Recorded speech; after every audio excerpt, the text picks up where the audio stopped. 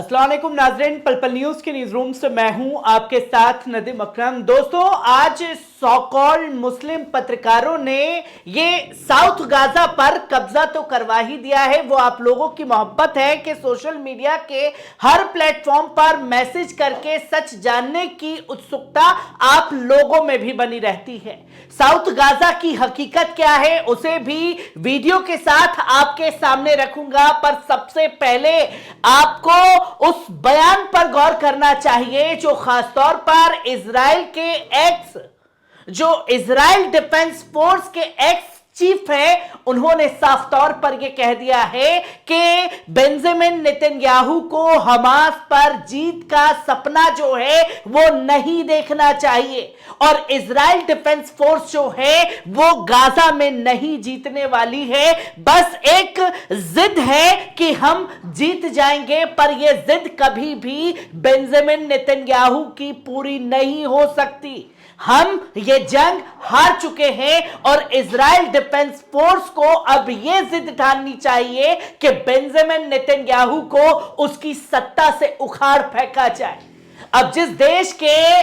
Army chief ने ही ये ऐलान कर दिया कि भाई साहब कुछ भी हासिल होने वाला नहीं है, हम ये जंग हार चुके हैं, तो क्या ही कहा जाए उस देश के बारे में जिसने पहले ही जंग के लिए सरेंडर कर दिया है। वहीं आपके सामने क्या कुछ साउथ गाजा में चल रहा है, क्योंकि कब्जा हो चुका है, पहले भी कब्जा हुआ था, तब भी आपने कब्जा मान लिया था और अब दोबारा साउथ गाजा कब्जा हो गया है। तो क्या वीडियो सामने आ रहा है साउथ गाजा का, पहले इस पर नजर डालिए।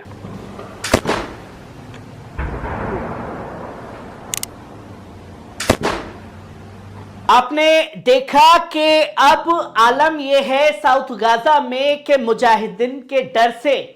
इजरायली फौज जो है जिन घरों पर बमबारी करके उन्हें उजाड़ा गया है, उन घरों में जो घर बचे हैं उसी को छुपने के लिए अब इस्तेमाल कर रहे हैं ताकि मुजाहिदीन से मुकाबला किया जा सके और उनसे बच करके छुप छुप करके साउथ गाजा में हमला कर सके। पर मुजाहिदीन तो मुजाहिदीन ठहरे, चाहे आप हल्के से छेद से भी झांक रहे होंगे, तब भी आपके इजरायली सैनिकों को ढेर करने का काम जो है हमास के मुजाहिदीन कर रहे हैं। जैसे कि आपने देखा वीडियो में कि कैसे एक छोटा सा छेद था और उसी छोटे से छेद में मशीन गन दाग करके वही इजरायली फौजियों को ढेर करने का काम किया जा रहा है। अब आप कहेंगे कि नदीम भाई ये भी आपने झूठा वीडियो दिखाया, ऐसा कुछ नहीं हो रहा, पर एक और वीडियो साउथ गाजा का सामने आ रहा है, पहले इस पर नजर डालिए।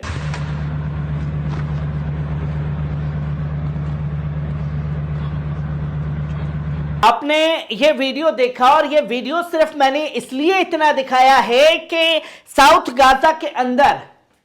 एक जगह मार्कवा टैंक खड़ा है और जो मुजाहिदीन हैं वो तकरीबन दौड़ लगाते हुए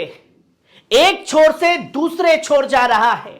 और उस छोर पर पहुंचने के बाद मुजाहिदीन ने कैसे पूरे मार्कवा टैंक को उड़ाया है, पहले इस पर नजर डालिए।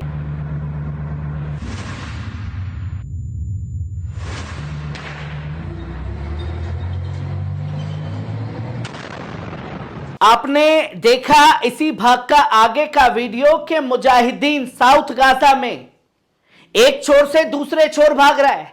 आंखों में धूल झोंक देता है इजरायली सैनिकों के, कोई उसे देख नहीं पाता और फिर दीवार के सहारे से छुप करके मार्कवा टैंक के पास पहुंचता है और आरपीजी 105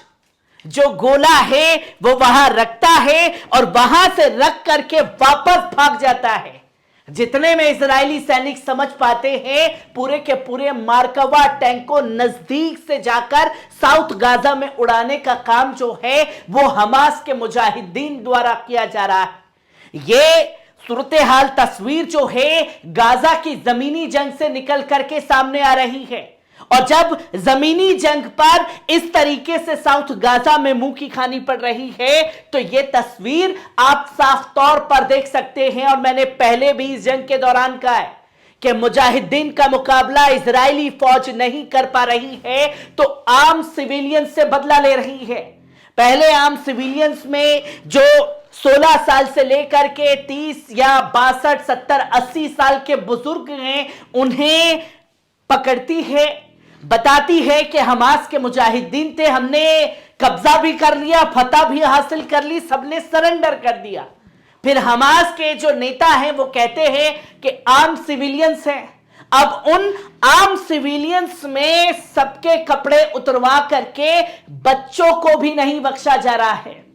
महज 8-9 साल के बच्चों के कपड़े उतरवा करके ठिठुरती ठंड में खड़ा कर दिया गया और पीठ थपथपा रहे हैं कि हमने साउथ गाजा कब्जा कर लिया।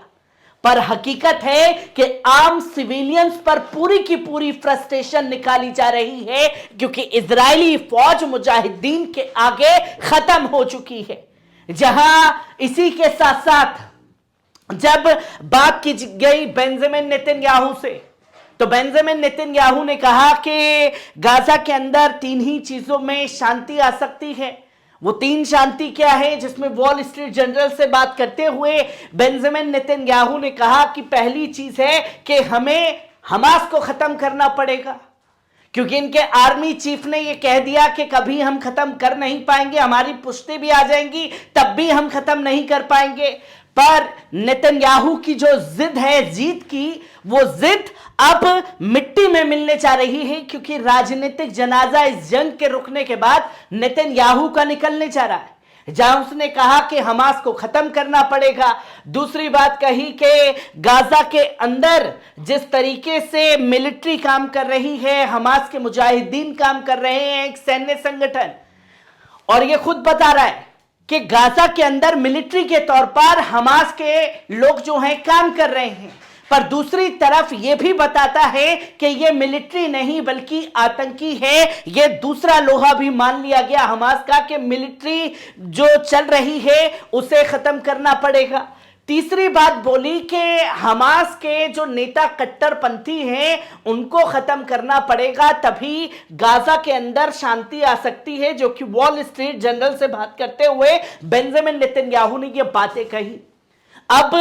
अगले पहलू पर चलते हैं, जहां आप देख रहे हैं कि अपाचे जो हेलीकॉप्टर है, लड़ाकू विमान का इस्तेमाल कर रहा है इस जंग में, वो देने से साफ तौर पर इनकार कर दिया है अमेरिका ने इजराइल को।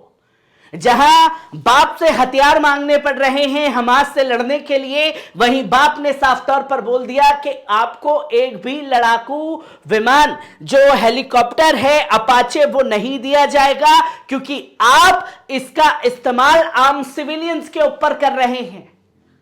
आपकी तो छवि खराबी हो रही है और आपने हमें भी मिट्टी बिलीत कर दिया है, इसलिए साफ तौर पर अपाचे हेलीकॉप्टर देने से मना कर दिया गया है अमेरिका द्वारा।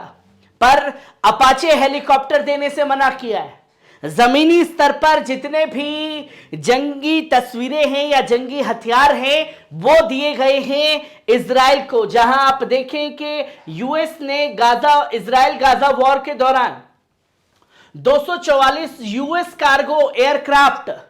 वो इजराइल को दिए हैं, और 20 शिप्स में जो समुद्री जहाज हैं उसके अंदर ये हथियार जो हैं डिलीवर इजराइल को किए गए हैं। जहां 10,000 ton of military equipment to Israel so far, जो कि साफ तौर पर बताया जा रहा है कि 10,000 ऐसे हथियार जो हैं वो दिए गए हैं, और इसका पूरा बजट बताया गया है 2.8 billion additional purchase from the US. Israel ने खरीदे हैं, और इजराइल को फ्री में हथियार नहीं दे रहा, बल्कि उसका पैसा जो है यूएस इजराइल से ले रहा है। यह तस्वीर लगातार सामने आ रही है, और जब जिस देश के सेना अधिकारी ही ये दावा करते कि हमास से हम नहीं जीत पाएंगे, हम ये जंग हार चुके हैं, तो क्या ही दावे किए जाए।